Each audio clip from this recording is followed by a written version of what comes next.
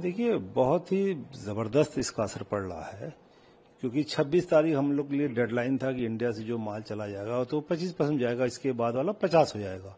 तो अभी इंडस्ट्री पूरी तरह से ताकत में लगी हुई थी कि 26 तक माल निकाल ले जाए। जैसे वो 26 तारीख निकल गया तो मैक्सिमम, क्योंकि अब नया प्रोडक्शन लोग कोई करा नहीं रहे हैं, अमेरिका की बात कर रहा हूं मैं, 17,000 करोड़ का जो इंडस्ट्री है उसका 60% अमेरिका जाता है। उसमें 60% वाले में मैक्सिमम लोग जो सोल्ड पीसेज हैं या कस्टम रग्स हैं, उसके अलावा कोई प्रोडक्शन नहीं करा रहा आज के दिन। मैक्सिमम लोग होल्ड पे चले गए हैं। बायर्स ये कह रहे हैं जो अगर ऑर्डर्स आप डाइंग नहीं किए हुए हैं या माल नहीं खरीदे हैं तो उसको कैंसिल कर लीजिए, अदरवाइज होल्ड तो मैक्सिमम हो ही गया माल। इस स्थिति में तो सारे के सारे अगर फैक्ट्रियों में आप कहीं भी जाएंगे तो 60-70% लोग अपने फिनिशर्स को और लोगों को कम कर दिए हैं। वीवर्स को तो इशू कर ही नहीं रहे हैं, क्योंकि किस होप से करें, इस टैरिफ से तो काम नहीं हो पाएगा। ये बायर भी कह रहा है, ये हम भी जानते हैं कि 1 लाख का माल 1.5 लाख हो जाएगा अमेरिका के अंदर, और उसमें भी अमेरिकन बायर्स को 50% एडवांस में वहां टैक्स ड्यूटी पे करके माल छोड़ना होगा। ऐसे स्थिति में काम करना असंभव के स्टेज में आ गया है। तो माल एक तरह से सारा माल रुक गया है, और माल रुकने के साथ साथ सारा प्रोडक्शन, डाइंग, जो रॉ मटेरियल परचेज था, वो सब रुक चुके हैं। ये जो अमेरिका को जो एक्सपोर्ट होता है उसी पे असर आएगा या अन्य? देखिए, अमेरिका पे तो पूरी तरह आ जाएगा, मगर जैसे कनाडा है, ब्राजील है, अगल बगल की कंट्रीज भी हैं, वो भी काफी हद तक माल उनका अमेरिका में ही बिकता है। तो प्रैक्टिकली एक बड़ा rest of India, rest of the world तो सही चलना चाहिए, उसको तो और अच्छा होना चाहिए, क्योंकि एक उनको बेटर प्राइस मिलने लगेगा, चीजें हो जाएंगी। मगर क्योंकि 60% अमेरिका का ही काम है, तो 60% का रिप्लेसमेंट कोई दुनिया में अभी और यहाँ नहीं हो पाएगा। धीरे धीरे हो सकता हो जाए, मगर अभी तो शॉक बहुत बड़ा ही है। टेक्सटाइल मिनिस्ट्री के अंतर्गत बहुत सारी चीजें आती हैं इसमें, जैसे कपड़ा उद्योग हो गया, अपैरल हो गया, गारमेंट हो गया, तमाम धागे वागे बनते हैं, तो और हम कारपेट बनाते हैं, तो जूता चप्पल है, लेदर फुटवियर उद्योग है।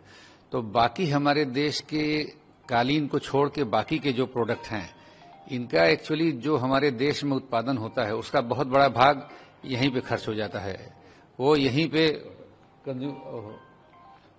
कंज्यूम हो जाता है, और एक्सपोर्ट में 20 से 30% ही माल जाता है। जैसे लेदर फुटवियर में है, मतलब कपड़े से लेके इनमें मैक्सिमम जो उपयोग है वो 80% हिंदुस्तान में है, और 20% उपयोग है जिसमें मिनिमम है 65% है, और 35% एक्सपोर्ट है। लेकिन हमारा जो उत्पाद है ये 100% जितना हम बनाते हैं 98-99% एक्सपोर्ट होता है, और उसमें भी सबसे बड़ा शेयर 60% शेयर अमेरिका को जाता है। तो अब हमारे उद्योग में जो लोग लगे, 28-30 लाख लोग लगे हुए हैं, और हम लोग जो 2,500 से 3,000 निर्यातक और मैन्युफैक्चरर इसमें लगे हुए हैं, तो हमारी सबसे बड़ी समस्या ये है कि अमेरिका के बंद होते ही एक बारगी बिल्कुल से फुल स्टॉप लग गया है। मतलब हमारे पास कोई विकल्प ही नहीं बचा है, क्योंकि जो बाकी का भी 40% है अदर देन यूएस, उसमें माने यूरोप का शेयर 6% है, यूके का शेयर 2% है।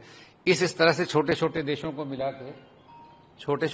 को मिला के जो बनता है वो 40% का वो बनता है। तो उसमें भी जो अमेरिका से लगे हुए देश हैं, ये बातें अभी एक हफ्ते के अंदर की हैं, मैं जो आपको अपडेट दे रहा हूं कि अमेरिका से लगे हुए देश जो लैटिन अमेरिकन कंट्रीज हैं, जैसे ब्राजील है, मेक्सिको है या कनाडा है, तो ये आते तो 40% में है जो ये इंपोर्ट करते थे, लेकिन इनका भी बेचने का जो बाजार था वो उनसे सटा हुआ अमेरिकी तटीय क्षेत्र था, वहीं पे वो ऑनलाइन या अपना स्टोर बना के बेचते थे। तो जिस वजह से अब अमेरिका के बंद होने से इन देशों के भी इंपोर्ट पे फर्क पड़ रहा है, क्योंकि जो माल भारत का जाएगा वो कंट्री ऑफ ओरिजिन इंडिया होगा। अगर वो कनाडा से या ब्राजील से या मेक्सिको से किसी और कंट्री से भी यूएस में जाता है तो उस पर वही टैरिफ लगेगा। तो अभी तक तो हम लोग 60% अमेरिका की बात कर रहे थे, अब ये डेटा बढ़ते जा रहा है, तो लग रहा है कि हम लोग 70-75% डेफिसिट में हैं।